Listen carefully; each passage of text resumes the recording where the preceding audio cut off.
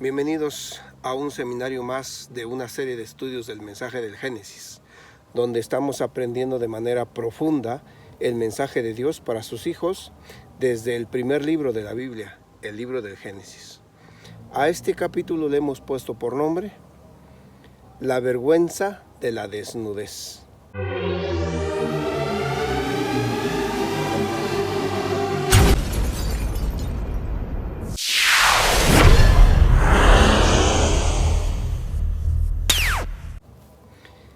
Antes de iniciar, hagamos un resumen del capítulo anterior, donde estudiamos que Jesús fue el agente activo de la creación, y como corona de su creación Jesús creó al ser humano y le dio potestad de señorear sobre la tierra.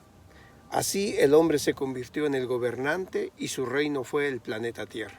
El ser humano vivía desnudo, pero cubierto por un manto de luz, que era la gloria de Dios, y Dios consideró darle libre albedrío, pero fue necesario ponerlo a prueba. Así que se colocó un árbol en medio del jardín del Edén, el cual fue prohibido al hombre comer de él, y si lo hacía, moriría inmediatamente. El ser humano desobedeció ese mandato y comió de ese árbol. A partir de ese momento las cosas cambiaron y vinieron las consecuencias de esa desobediencia. Así será como empezaremos nuestro tema de hoy. Por lo tanto, quiero que noten cuál fue la primera consecuencia del pecado de Adán y de Eva. En Génesis 3, en el versículo 7, vemos que en el momento en que pecan Adán y Eva, algo terrible sucede. Leámoslo, dice: entonces fueron abiertos los ojos de ambos y conocieron que estaban desnudos. Entonces cosieron hojas de higuera y se hicieron delantales. Vemos que el primer resultado, la primera consecuencia de la desobediencia del ser humano a su creador, fue que se sintieron desnudos. Pero no era una desnudez física como a primera vista podemos entender. Lo que realmente sucedió es que quedaron destituidos de la gloria de Dios, porque ellos hasta antes de su desobediencia estaban cubiertos de la gloria de Dios. Entonces, al ellos caer en la desobediencia, el manto de luz se fue y ahora se dieron cuenta que estaban desnudos. O sea que el pecado los desvistió del manto de luz. El manto de luz representa la justicia, la perfección y la santidad de Dios. Ahora ellos habían perdido eso, porque habían desobedecido, habían pecado. Habían escogido contrariar a Dios. Y la desobediencia a las normas que Dios establece, a eso se le llama pecado. La Biblia lo explica así: todo aquel que comete pecado infringe también la ley, pues el pecado es infracción de la ley. Primera de Juan capítulo 3, versículo 4. Y cuando dice ley se refiere a los mandatos de Dios. Así, al haber desobedecido el mandato de Dios, Adán y Eva se sintieron desnudos de la gloria de Dios. En otras palabras, se sintieron desnudos de la gloria de Dios porque habían pecado. Habían escogido contrariar a Dios y ahora tenían vergüenza de su desnudez. Pero veamos cómo el ser humano desde entonces quiere solo resolver los problemas en los que él se mete. Noten qué hicieron ellos para resolver su problema. El versículo 7 dice: entonces cosieron hojas de higuera y se hicieron delantales. O sea que para cubrir la vergüenza de su desnudez, ellos se hicieron delantales y ellos se cubrieron el cuerpo para ocultar su desnudez. Pero veamos en esta narración algo muy interesante.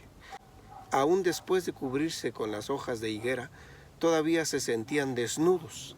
Eso demuestra que lo que tenían era un manto de luz, que no era un asunto físico, sino que habían perdido el manto glorioso de santidad que los había cubierto. En Génesis, en el capítulo 1, en el versículo 10, dice que después que Adán y Eva se habían cubierto con las hojas de higuera, cuando Dios viene buscándolos, Adán respondió: oí tu voz en el huerto y tuve miedo porque estaba desnudo y me escondí. Pero, ¿cómo es que Adán dice que estaba desnudo si se supone que ya se habían hecho vestiduras ellos mismos? Así que para este momento ya no estaban desnudos, porque estaban cubiertos con las hojas de higuera. Es así como entendemos claramente que la desnudez en que Adán y Eva se hallaban era una desnudez de la gloria de Dios. Y ellos se sentían, sin esa gloria, se sentían desnudos. Al caer en la desobediencia, la luz de Dios no los estaba ya cubriendo porque ahora estaban en un estado pecaminoso. Pero también vamos a notar que según la Biblia, cuando Adán y Eva escogieron contrariar a Dios, no solamente perdieron el manto de luz, sino que también perdieron su posición como gobernantes y perdieron su esfera de dominio. Su posición como reyes fue tomada por ese que los invitó a desobedecer a Dios, ese alguien que llegó a ellos como un intruso. Ese alguien fue Satanás. Y el mundo sobre el cual ellos gobernaban también fue usurpado por Satanás. Vamos a leer Génesis en el capítulo 3, ahora los versículos 8 al 12, para hablar de esta pérdida de dominio y del planeta que tuvieron Adán y Eva. Dice: y oyeron la voz de Jehová Dios que se paseaba en el huerto al aire del día, y el hombre y su mujer se escondieron de la presencia de Jehová Dios entre los árboles del huerto. Vemos cómo ahora que habían caído en el pecado, ellos tenían bajo concepto propio, tenían baja estima, tenían miedo, tenían un sentido de culpa, se había creado división entre ellos y Dios. Notamos así todos los fenómenos psicológicos que aparecen como el fruto del pecado. Y pues para resolver estos problemas hay que resolver el problema del pecado. Veamos lo que sigue diciendo ahora el versículo 9. Dice: mas Jehová Dios llamó al hombre y le dijo: ¿dónde estás tú? Y él respondió: oí tu voz en el huerto y tuve miedo porque estaba desnudo y me escondí. Y Dios le dijo: ¿quién te enseñó que estabas desnudo? ¿Has comido del árbol que yo te mandé que no comieses? Y el hombre respondió: la mujer que me diste por compañera me dio del árbol y yo comí. Y de paso aquí podemos ver cómo surgen los problemas de pareja, los problemas matrimoniales. Porque cuando ellos rompen su relación con Dios, se rompe la relación entre ellos. Y todo el mundo empieza a echarse la culpa. Adán dice: la mujer que tú me diste, está echándole la culpa a Dios. Y la mujer dice: la serpiente que tú creaste, está echándole la culpa a Dios. En otras palabras, al decir Adán: la mujer que tú me diste, y al decir Eva: la serpiente que tú creaste, le están echando la culpa a Dios o a Jesús, porque fue Jesús quien los creó. Tenemos la tendencia de echarle la culpa a los demás cuando estamos en pecado. No asumimos responsabilidad por nuestras propias decisiones, sino que tenemos la tendencia de echarle la culpa a los demás.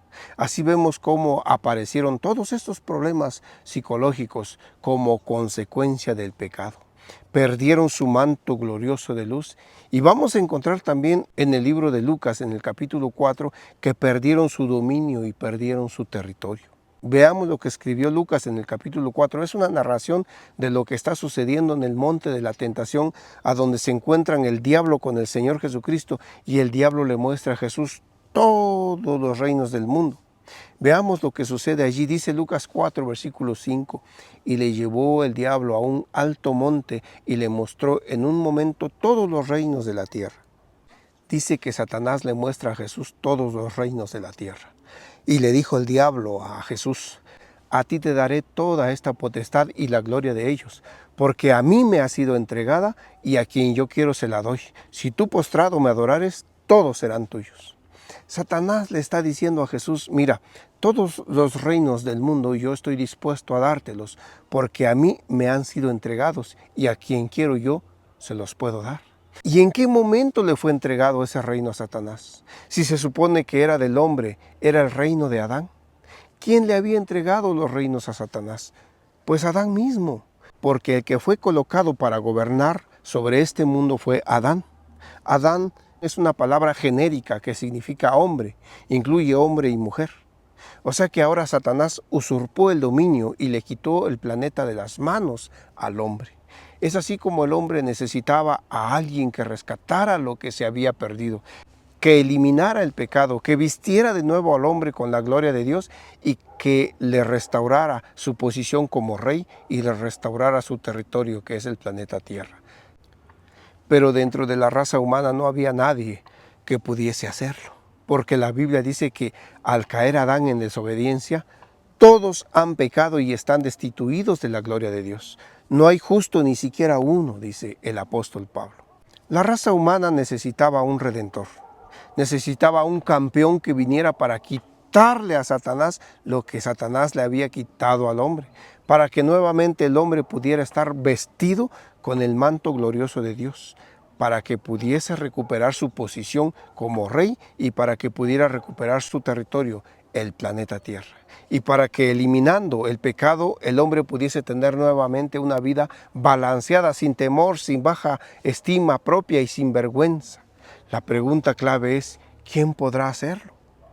Bueno, Dios tenía una solución al problema y el libro del Génesis lo revela. Imaginémonos esa escena. Adán y Eva se encuentran en el huerto del Edén. Están temblando, escondidos en medio de los árboles del huerto, desnudos, destituidos de la gloria de Dios, sabiendo que han perdido dominio, que el enemigo ahora ha tomado el reinado de ellos. Saben que han perdido el derecho al planeta Tierra y están temblando, porque Dios ha dicho, el día que comas del árbol, ese mismo día vas a morir.